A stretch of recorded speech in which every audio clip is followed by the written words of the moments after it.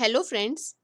आज के इस वीडियो में हम एरे से रिलेटेड पाइथन में कैसे कोड लिखा जाता है उसकी डिफरेंट प्रॉब्लम्स की प्रैक्टिस करेंगे। तो सबसे पहले हम करने वाले हैं कि एक एरे है, सपोज एक इनपुट एरे है, उसके एलिमेंट्स का सम कैसे निकालते हैं। तो उसकी डिफरेंट तरीकों से हम उसका सम कैसे निकाल सकते हैं, डिफरेंट ऑल्टरनेटिव्स क्या हैं। सपोज एक एरे लेते हैं, एक इनपुट एरे लेते हैं। तो हम क्या करने वाले हैं, सपोज करो कि हमारे पास एक एरे है। उस एरे में हमने सारे एलिमेंट्स का सम निकालना है। जैसे फॉर एग्जांपल एक एरे है, उसके हमने नंबर्स ले लिए 1, 2, 3। तो इसमें सारे एलिमेंट्स का सम का मतलब हो गया कि इसका आउटपुट होगा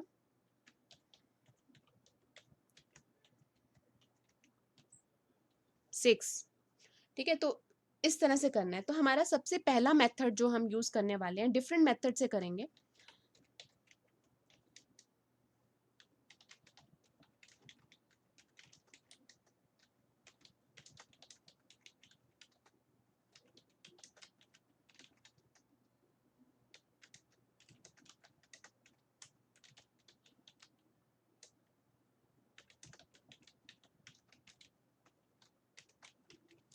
तो हमारा फर्स्ट मेथड होगा कि हमें एरे को आइट्रेट करना है और इसके सारे एलिमेंट्स को एक एक करके एक वेरिएबल में ऐड करना है, सम वेरिएबल में, और फाइनली सम की वैल्यू दिखानी है।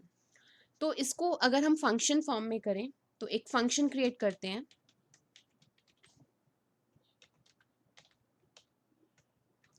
फंक्शन को कैसे डिक्लेयर किया, def sum array is function का नेम, और उसके अंदर पैरामीटर पास किया ARR एरे।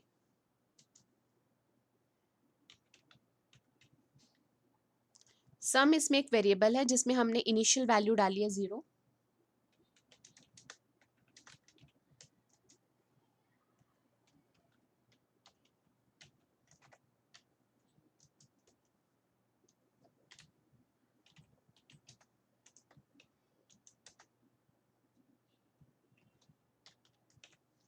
इसमें फॉर आई इन एरे, आई जो है वो एरे में आइट्रेट करेगा और सम इक्वल सम प्लस आई। तो एरे में से एक एक एलिमेंट निकालेगा और सम में ऐड करता जाएगा। हमने इसमें से रिटर्न सम किया, वैल्यू रिटर्न करी। अब इसका कॉलिंग फंक्शन, कॉलिंग कैसे होगा, कॉलिंग प्रोग्राम।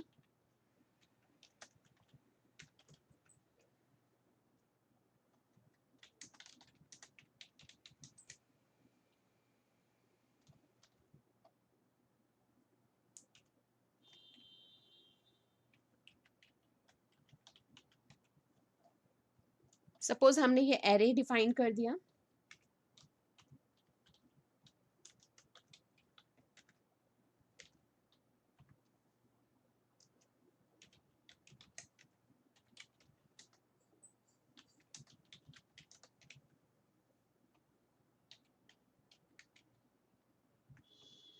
इसमें हमने कॉल किया ARR सम, उसके अंदर एरे पास किया as a parameter, sum of array is answer.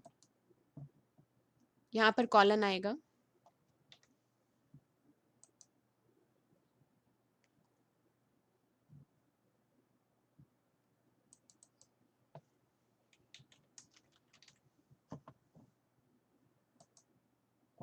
Some of array is 30।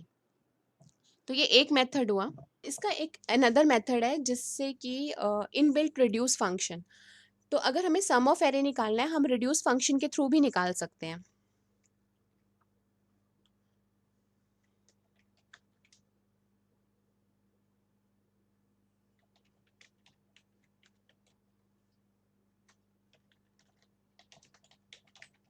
तो उसके लिए सबसे पहले हमें ऊपर लिखना होगा from functools import reduce.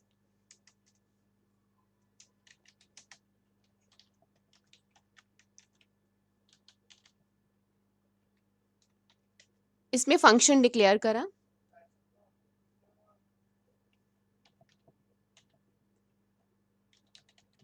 Then sum equal reduce lambda A, B, उसका हमें सम करना है, जो दो वैल्यूज होंगी। A+B किस में से, एरे से। इस तरह से हम एक सिंगल स्टेटमेंट में इसका सम कर सकते हैं।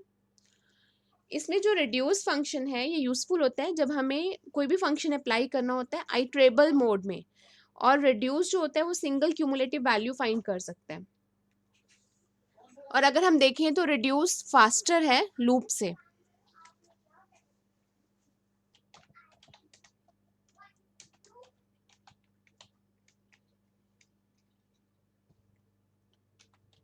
अब इसमें कॉलिंग फंक्शन लिखेंगे।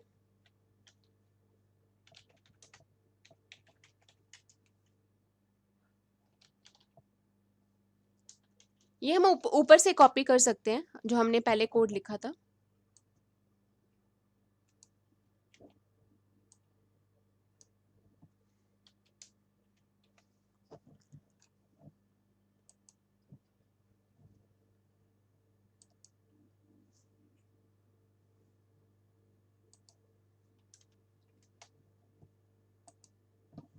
तो इसने यहाँ पर सम निकाला 30। तो आप देखोगे इसमें रिड्यूस कैसे यूज किया। रिड्यूस में ब्रैकेट में लैम्डा ए कॉमा बी दो वैल्यूज एरे से जो निकलेंगी ए प्लस बी, उसमें सम होगा और उसका क्यूमुलेटिव आ जाएगा सम में, तो रिटर्न सम। इस तरह से हम सेकंड वे से इसका एरे का सम निकाल सकते हैं।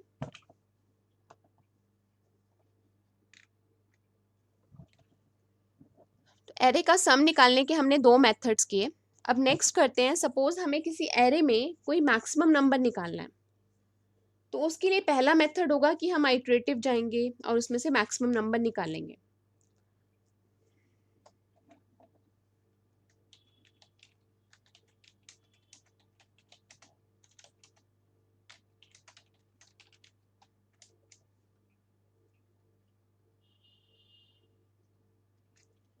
इसमें एक फंक्शन डिफाइन किया def A R R max.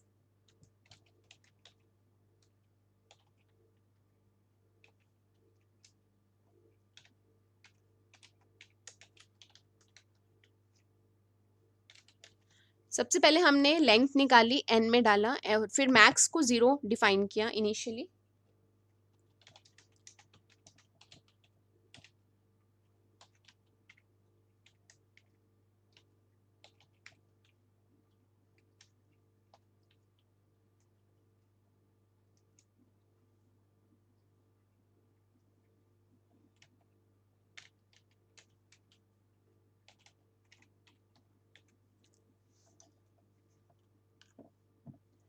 इसमें सबसे पहले for I in range 1 to n, if max is less then A R are आई, अगर मैक्स में जो वैल्यू है वो एरे की वैल्यू से कम है तो उसमें हमने असाइन कर दिया मैक्स मैक्स में वो न्यू वैल्यू, और इसी तरह से लूप चलता रहेगा, एंड में वो मैक्स वैल्यू रिटर्न कर दी। इस लूप को लिखने के कई तरीके हैं, वाइल से भी लिख सकते हो, फॉर आई इन एरे भी लिख सकते हैं, किसी भी तरह से हम ट्राई कर सकते हैं। सेम कॉलिंग फंक्शन यूज कर लेते हैं।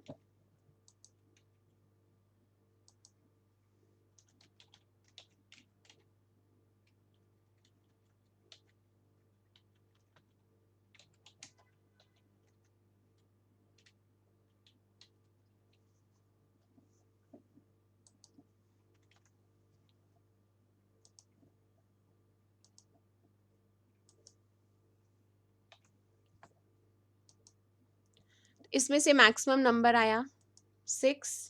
अब नेक्स्ट प्रॉब्लम करते हैं कि find maximum of array, array का मैक्सिमम नंबर निकालना है। तो उसके लिए सबसे पहले एक फंक्शन डिक्लेयर करते हैं,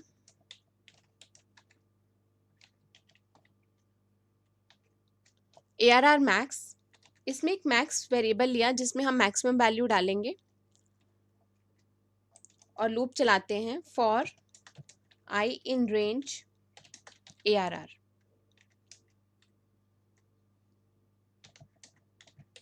अगर मैक्स 1 की वैल्यू आई से कम है तो मैक्स 1 में आई असाइन कर देंगे क्योंकि वो मैक्सिमम नंबर होगा।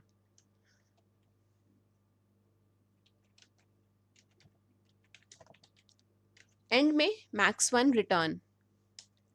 अब यहाँ पर हम अपना कॉलिंग प्रोग्राम सेम कॉल करते हैं।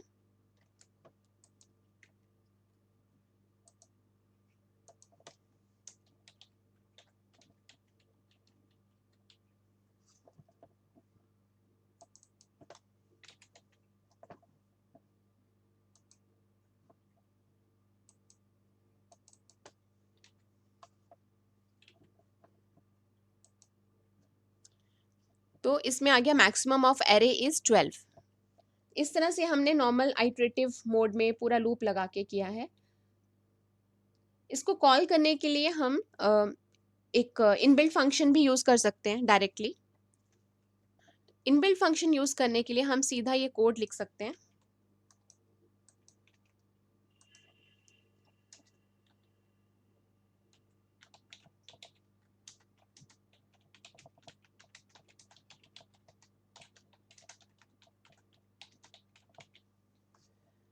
जैसे सपोज हमने एरे लिखा, यहाँ पर एक फंक्शन होता है मैक्स, हम सीधा उसे यूज कर सकते हैं।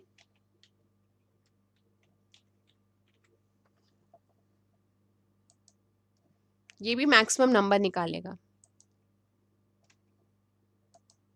इस तरह से। थर्ड मेथड है कि हम कुछ सॉर्टिंग करके भी मैक्सिमम नंबर निकाल सकते हैं। सॉर्टिंग के लिए तरीका ये है कि हमने पहले पूरा एरे को सॉर्ट कर दिया। एरे को सॉर्ट करने के बाद उसमें कैसे अरेंज होगा, सबसे पहले छोटा, फिर उससे बड़ा, फिर उससे बड़ा, उसके बाद आप लास्ट एलिमेंट को निकाल कर वो आप एज अ मैक्सिमम नंबर ले सकते हो।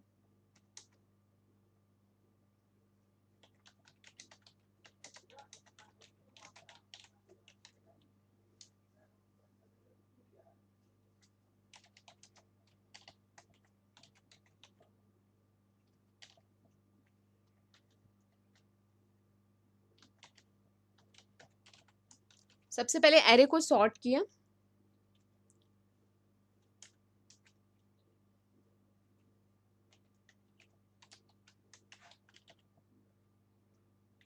इसके लिए लेंथ निकालनी होगी ताकि हम लास्ट आइटम को निकाल सकें।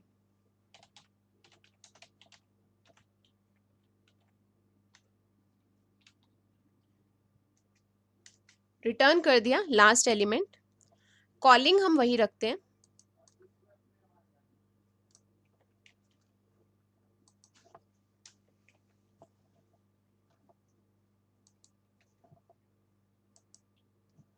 मैक्सिमम नंबर आ गया 15।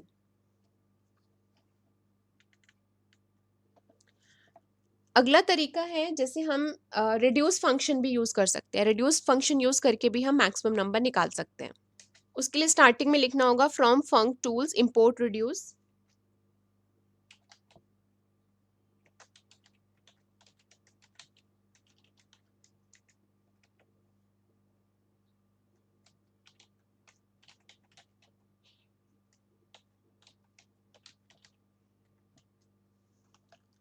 अब इसमें हमने सबसे पहले फंक्शन डिक्लेयर करा रिड्यूस मैक्स एरे। ये मैक्स कंप्यूट करेगा, मैक्स निकालेगा एरे से।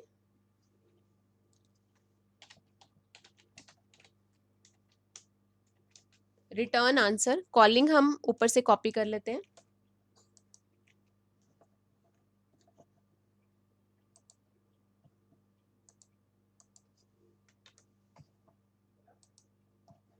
इसने दिया मैक्सिमम ऑफ एरे इज 15। अब थोड़ी सी टिपिकल प्रॉब्लम करते हैं एरे से रिलेटेड। सपोज हमने एरे की रोटेशन करनी है बाय 2 नंबर्स।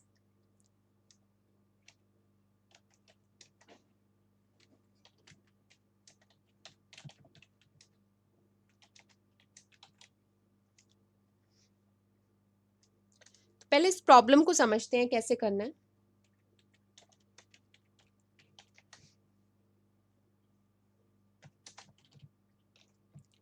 सपोज इनपुट है, इनपुट में हमने कुछ नंबर्स लिए,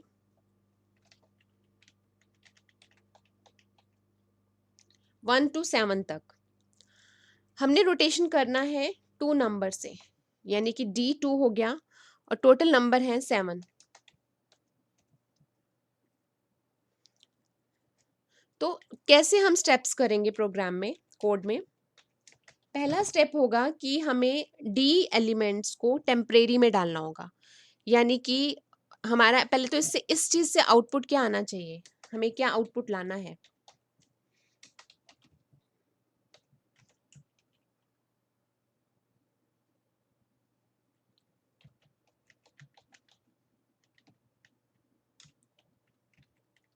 ये आना चाहिए 3 4 5 6 7 1 2 इस तरह से रोटेशन होगी। तो हम सबसे पहले स्टेप 1 करेंगे कि हम डी को किसी टेम्परेरी में, डी नंबर ऑफ एलिमेंट्स को हम किसी टेम्परेरी एरे में डाल देंगे।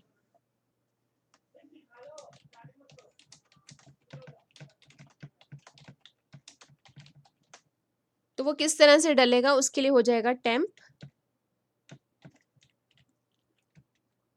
1, 2। सेकेंड स्टेप होगा रेस्ट ऑफ द एरे को शिफ्ट करना।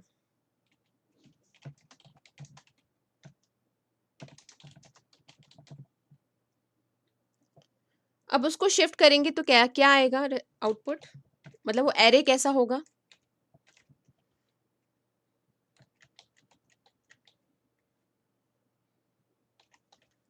1 और 2 की जगह शिफ्ट हो गया, लेकिन लास्ट में 6 7 6 7 रहेगा। अब लास्ट के 6 7 को थर्ड स्टेप में हमें टेम्प से रिप्लेस करना है।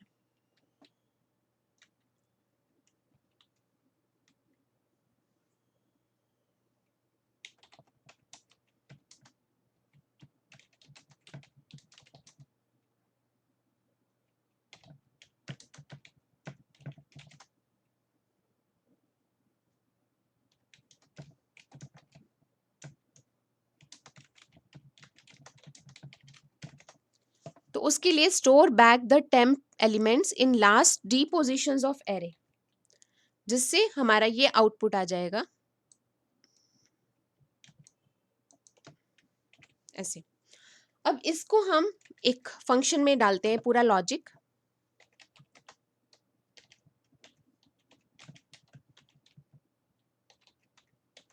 इसमें हम दो पैरामीटर्स पास कर रहे हैं, एरे और नंबर ऑफ एलिमेंट्स जो रोटेट करने हैं।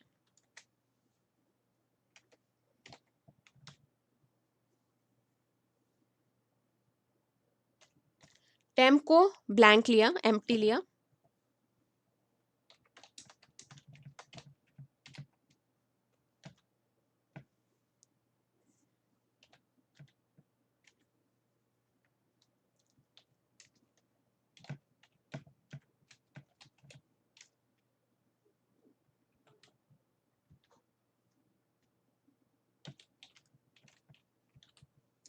अब इसमें हमने आई इन रेंज 0 to D, यानी अगर 2 एलिमेंट्स को रोटेट करना है तो 2 एलिमेंट्स निकाल कर हमने उसको टेम्प में अपेंड कर दिया।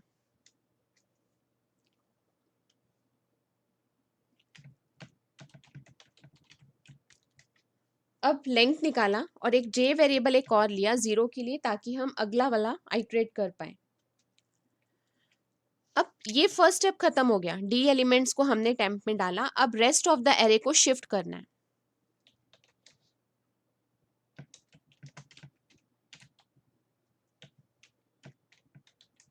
डी से लेकर till end of the array तक हमें लूप चलाना होगा और फिर एरे को शिफ्ट करना होगा।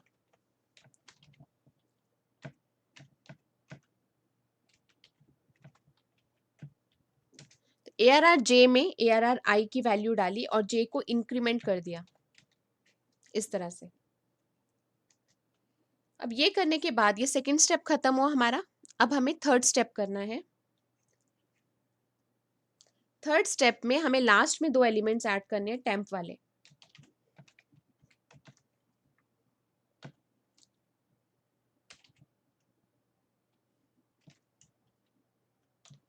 जे से लेकर जहां से शुरू हुआ था। अब हमने इसमें टेम्प में बाद में अपेंड किया और एरे को रिटर्न कर दिया।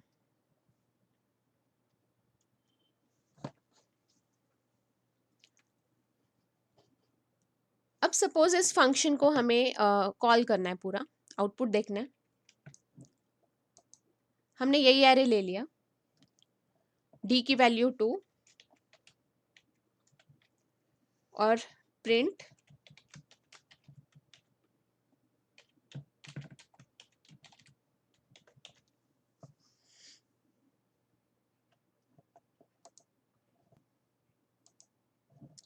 देखिए इसमें वही आउटपुट आ गया 3 4 5 6 7 1 2। अब अगर हम इसमें देखें तो टाइम कॉम्प्लेक्सिटी क्या होगी, इसमें लूप्स चल रहे हैं उतने, तो ऑर्डर ऑफ एन, और ऑक्सिलरी स्पेस कितनी ली है, टेम्प हमने एक अलग से लिया, तो डी, ऑर्डर ऑफ डी।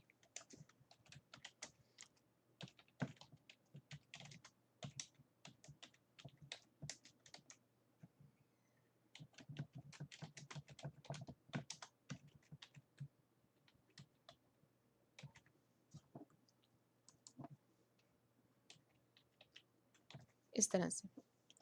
तो ये हमने एरे को रोटेट किया। इसका एक सेकंड मेथड ले सकते हैं जो थोड़ा इजी है, और अगर हम देखें वो भी उसका स्पेस भी कम लेगा वो। तो उसमें होता है कि स्लाइसिंग कर सकते हैं, हम स्लाइसिंग अप्रोच यूज कर सकते हैं।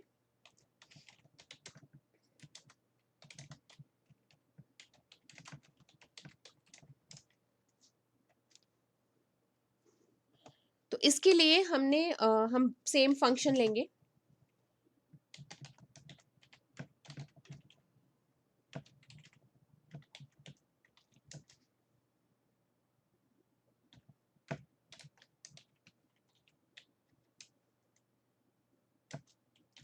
लेंथ निकाली सबसे पहले, फिर एरे।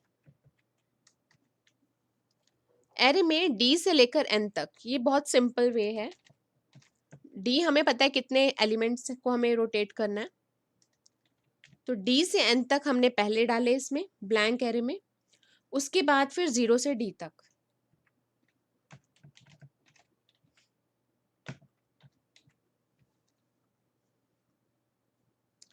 इसको रिटर्न कर दो।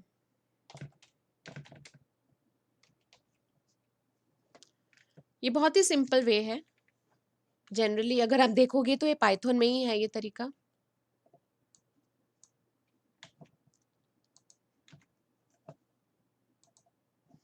सेम आउटपुट आ रहा है, और बहुत ही सिंपल तरह से हमने इसको किया है, इस सारे लॉजिक को।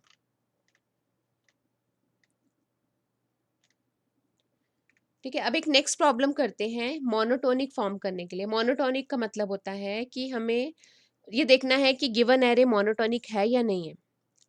मोनोटोनिक का मतलब है कि अगर उसको इंक्रीजिंग और डिक्रीजिंग दोनों तरह से देखा जाता है, तो एरे को हम दोनों तरह से करके देखते हैं, रिवर्स सॉर्ट और नॉर्मल सॉर्ट, और ये देखते हैं क्या वो एक्चुअल एरे है। अगर वो एक्चुअल एरे की तरह आता है तो वो मोनोटोनिक है।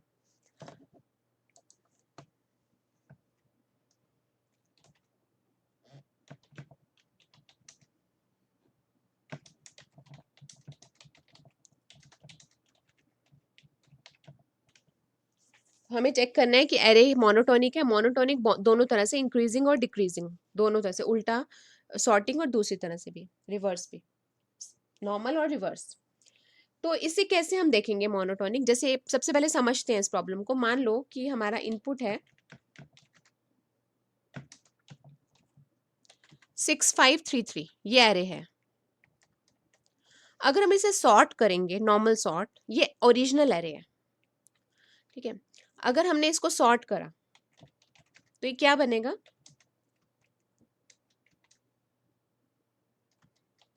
3356। तो क्या ये ओरिजिनल एरे है? नो, नहीं, तो ये मोनोटोनिक नहीं है।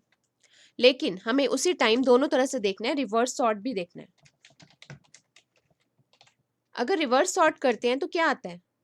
6533, ये तो बिल्कुल वही आ गया जो एक्चुअल एरे है, तो ये मोनोटोनिक है।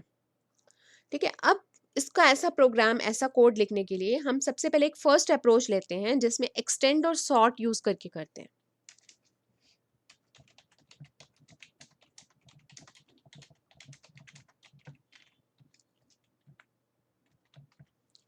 तो इसको हम कैसे करेंगे? सबसे पहले एक फंक्शन बनाते हैं।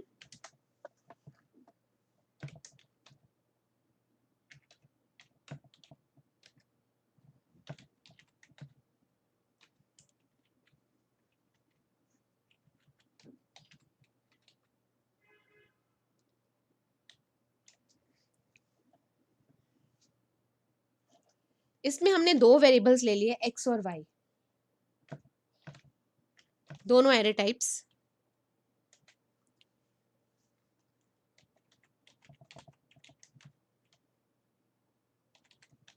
दोनों में हमने एरे एक्सटेंड कर दिया।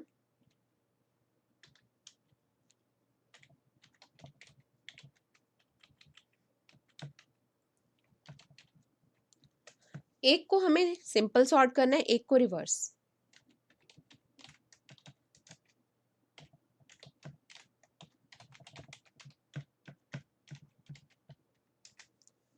इस तरह से एक एक्स में नॉर्मल सॉर्ट है, वाई में रिवर्स है। अब चेक करना है कि इनमें से कोई भी अगर एरे के सेम है,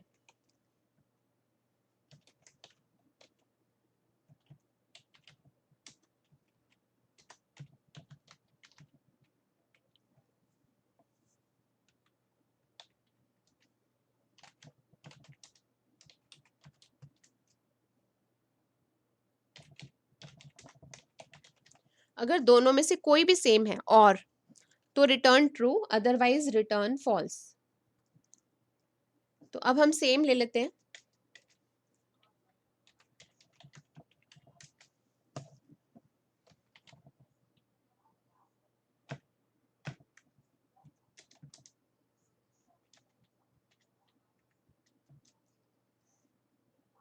अब चेक करते हैं, प्रिंट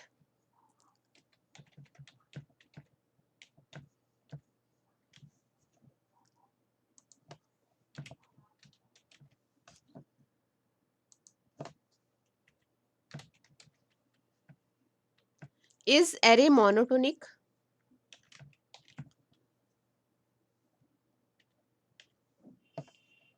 तो ये बताएगा कि मोनोटोनिक है या नहीं।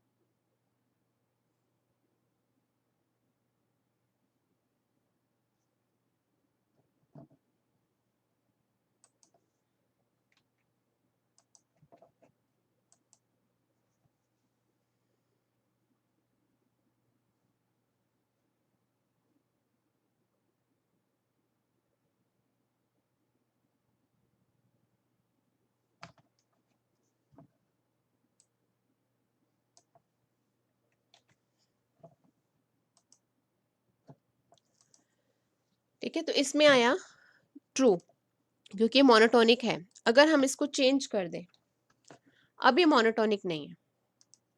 तो ये हमारी फर्स्ट तरह से अप्रोच हो गई मोनोटोनिक निकालने की। दूसरा एक इसमें और भी बहुत इजी तरीका है कि हम किस तरह से मोनोटोनिक इंक्रीजिंग और डिक्रीजिंग निकाल सकते हैं।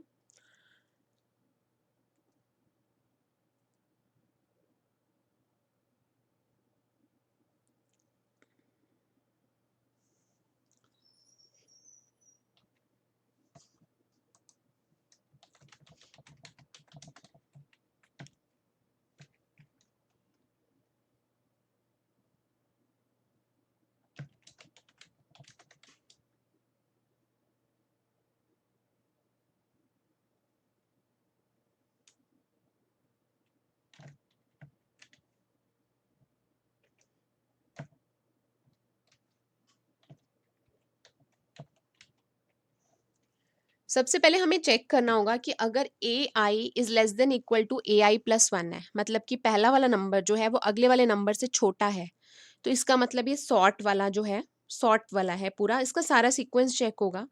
अगर ये पूरा ऐसे ही सीक्वेंस आ रहा है, यानी पहले सबसे छोटा, फिर उससे बड़ा, फिर उससे बड़ा, फिर उससे बड़ा, और अगर वो नॉर्मल एरे के इक्वल आ रहा है, तो इसका मतलब ये मोनोटोनिक इंक्रीजिंग है। उसी तरह से उल्टा देखेंगे कि अगर ए I less than equal to की जगह greater than equal to A I plus one है, तो मोनोटोनिक डिक्रीजिंग है। तो यानी कि वो सॉर्ट रिवर्स वाला है, तो उस केस में वो भी इक्वल होगा। तो अब इसका कोड कैसे लिखा जाएगा?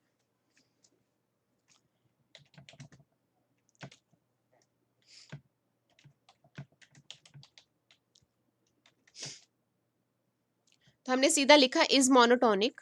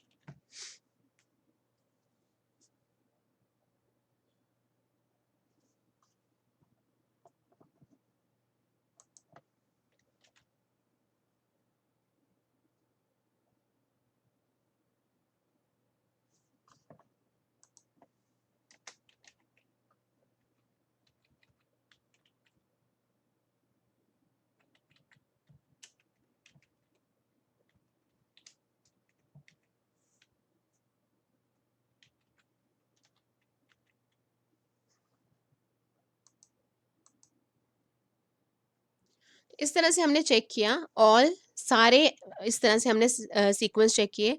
ए आर आर आई अगर लेस है ए R are I plus one से, और ये पूरा सीरीज चलेगी range I in range length of array minus one तक। ये पूरा चेक करने के बाद अगर ये ट्रू आता है, उधर से हम उसका उल्टा रिवर्स भी चेक कर रहे हैं कि अगर ग्रेटर देन है या ये ट्रू आता है, इनमें से कोई भी ट्रू आता है तो आंसर इज ट्रू। अगर दोनों ही फॉल्स हैं तो आंसर इज फॉल्स, यानी वो मोनोटोनिक नहीं है।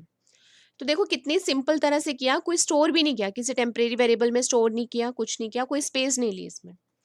अब इस केस में अगर आप देखोगे हमने वही सेम एरे पास करते हैं, सेम तरह से कॉल करते हैं।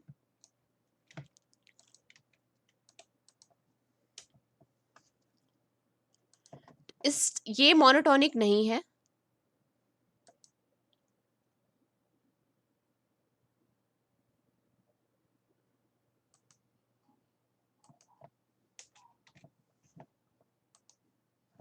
इसने दिया फॉल्स। अगर हमने यहाँ पे पूरा रिवर्स ऑर्डर में लिखा तो ट्रू। अगर यहाँ पे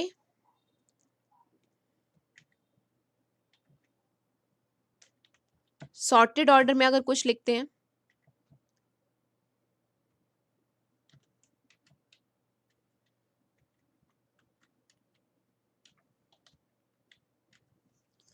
तो ये भी ट्रू आएगा। ऐसे अगर उल्टा कर दिया, कुछ सपोज बीच में कुछ बड़ा लिख दिया, तो ये फॉल्स आएगा। तो इस तरह से मोनोटोनिक चेक करते हैं। तो आप देखोगे कि ये कितना ही सिंपल वे है, और इसमें कहीं पे स्टोरेज भी नहीं करनी पड़ी, और इजीली ये एक ही बार में रिटर्न हो गया विद वन सिंगल कमांड।